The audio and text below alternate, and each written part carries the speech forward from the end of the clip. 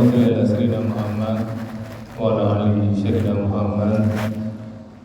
Ibadallah, ittaqullah haqqa tuqatih wa la tamutunna illa wa antum muslimun. Faqala ta'ala fi kitabil karim, a'udzu billahi minasy syaithanir rajim. Bismillahirrahmanirrahim. Wa qulna ribu bi ba'diha kadzalika yuhyillahu al-maut wa yuriikum ayatihi la'allakum ta'qilun. Shadaqallahul azim. Bapak Ibu yang sangat kami muliakan dan kami yang kami banggakan, alhamdulillah, bersyukur kita kepada Allah. Bapak Ibu, kembali dengan izin Allah kita mampu hadir di masjid ini. Mudah-mudahan hadirnya kita di masjid ini benar-benar tercatat di sisi Allah Subhanahu wa taala dan kita semua mendapatkan pahala terbaik. Bermohon betul kita kepada Allah Bapak Ibu, kiranya setiap detik yang kita lewati benar-benar menjadi ibadah. Dan bermohon betul kita kepada Allah, kiranya hidayah Allah selalu menyertai hidup kita sampai kita tinggalkan dunia ini. Amin ya Allah, amin ya rabbal alamin. Bapak Ibu, seperti biasa setiap Selasa dan Rabu menjelang iqamah dikumandangkan, kita melihat hikmah dan pelajaran dari ayat suci Al-Quran. Sekarang kita masuk surah Al-Baqarah ayat 73. Ini masih berhubungan dengan sapi betina di ayat-ayat sebelumnya. Apa kata Allah di sini? Wa qulna nadribu bi ba'diha. Lalu kami berfirman, pukullah mayat itu dengan bagian dari sapi. Seperti mana kita sebutkan sebelumnya, Bani Israel terjadinya pembunuhan di sebuah kampung, di mana seorang kemenakan membunuh mamanya. Kemenakan mamanya tinggal di kota A dan dia bunuh mamanya ini di kota B. Kemudian jenazahnya ditinggalkan di kota B. Inilah membuat heboh kaum Bani Israel. Mereka saling tuduh menuduh. Maka pemecahannya mereka minta kepada Musa agar Musa tanya kepada Tuhan Musa bagaimana solusinya agar mengetahui siapa pembunuh mayat ini.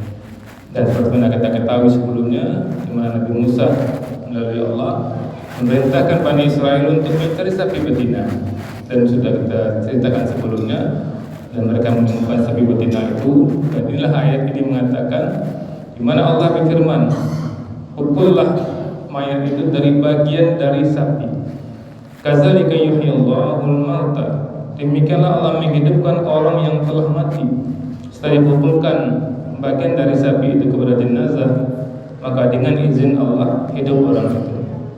Yurikum, dan dia memperlihatkan kepadamu ayatihi, tanda-tanda kekuasaan Allah, la'allakum ta'qilun, agar kamu mengerti. Di ayat ini Bapak Ibu, Allah gambarkan kepada kita yang hadir sekarang ini, dan juga ini ketika ayat ini turun kepada Bani Israel, kepada umat Nabi Muhammad, betapa hebatnya kuasa Allah yang ditunjukkan kepada kaum Bani Israel.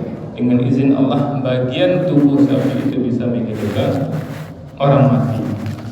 Dan apa hikmah yang bisa kita lihat di sini Bapak Ibu?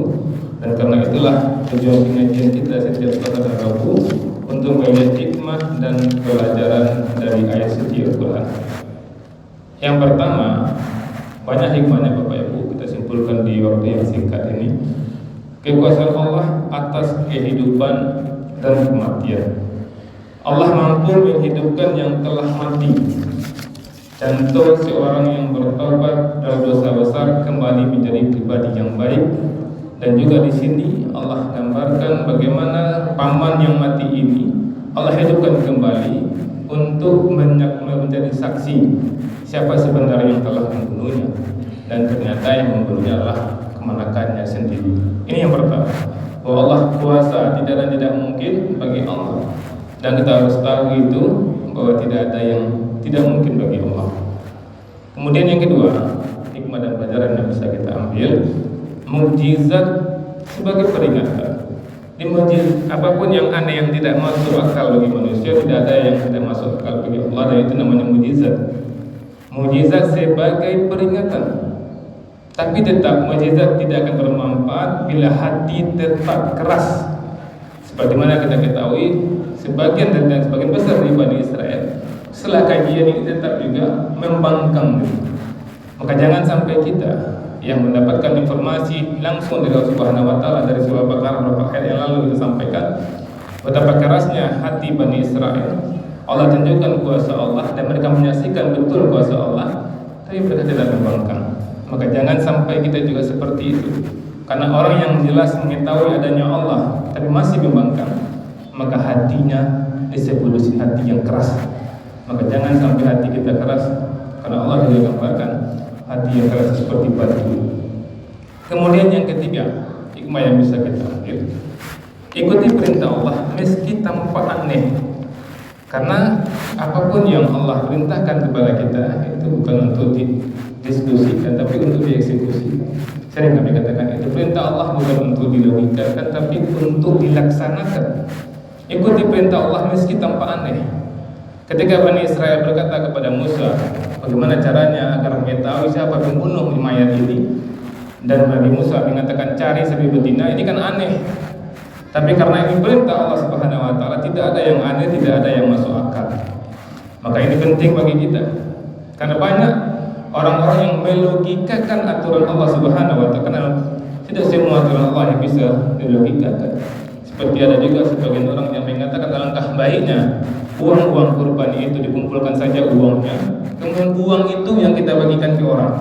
Apa susah-susah membeli sapi, potong lagi sapi, bungkus-bungkus lagi masukkan dalam kantong, dibagikan, susahnya minta ampun. Alangkah baiknya kalau diganti dengan uang, langsung silakan tepat sasaran. Tidak semua orang mau daging, ada orang yang mau uangnya, ada yang berpikiran seperti itu. Maka orang beriman berkaca dari ayat ini, kalau perintah Allah bukan untuk dilogikakan. Kenapa Allah menyuruh Nabi Ibrahim membunuh Ismail? Itu tidak masuk logika, tapi luar biasa hikmah yang ada di situ. Maka pelajaran penting bagi kita, aturan-aturan Allah bukan untuk dilogikakan. Contoh sederhana, Allah mengatakan zakat itu menambah harta, sementara riba menghancurkan harta. Bayangkan uang kita 100, kita ribakan, kita pinjamkan ke orang, orang kasih kita 120, bukan bertambah uang kita. Zakat 100 uang kita kurangkan 2,5 kan berkurang. Kata Allah tidak, zakat itu menambah hartamu, riba menghancurkan hartamu. Logika tidak masuk, tapi membuktikan di lapangan terbukti jelas orang-orang yang berzakat itu tambah kaya dia, dan orang yang terlibat riba akhirnya disaksikan mata kepala kita sendiri, tahun, 10 tahun, 15 tahun setelah itu hancur sehancur-hancurnya. Maka aturan Allah, perintah Allah bukan untuk dilogikakan. Kemudian Bapak Ibu yang kami muliakan, Allah membuka kebenaran meskipun disembunyikan. Seperti mana kita ketahui kisah pembunuhan Bani Israel ini, betul-betul tidak ada satupun orang yang mengetahui karena hebatnya kemenakan ini untuk membunuh mamanya. Bahkan kemenakan ini sendiri yang memimpin orang untuk mencari siapa yang membunuh paman saya ini. Dia yang memimpin. Tapi ketika Allah membuka semuanya, mudah bagi Allah untuk membuka kebenaran. Untuk itu jangan pernah coba-coba karena kecerdasan kita, karena kedekatan kita dengan aparat, coba-coba menyembunyikan kebenaran, coba-coba berbuat salah, yakin kesalahan kita bisa ditutupi. Ini adalah penting bagi kita. Tidak ada yang bisa ditutupi bagi Allah Subhanahu wa taala. Maka pilihan yang paling aman adalah taat kita dengan aturan Allah. Apapun peluang-peluang yang rasanya bisa kita ambil orang tidak tahu, Allah pasti tahu. Itulah Bapak Ibu luar biasa pelajaran Al-Baqarah 33 ini menjadi hikmah bagi kita. Mohon maaf. Assalamualaikum warahmatullahi wabarakatuh.